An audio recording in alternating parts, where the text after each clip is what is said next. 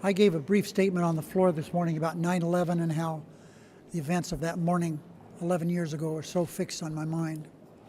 Right down here in S209, I can still remember walking out and seeing the smoke billowing out of the Pentagon.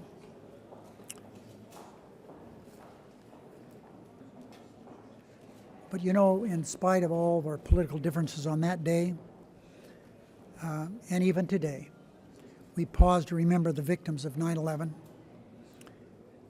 firefighters, police officers, rescue workers who hurried to the scene of the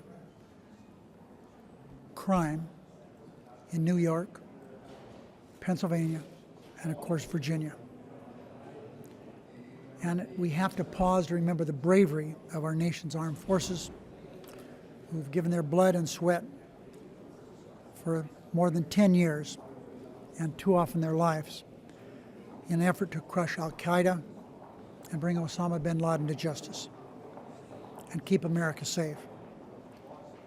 We're going to vote in just a few minutes on a Veterans Jobs Corps Act.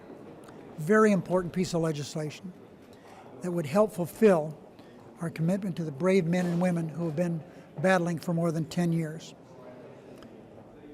President Obama kept his promise to end the war in Iraq. We're bringing home hundreds of thousands of people from Afghanistan as we speak.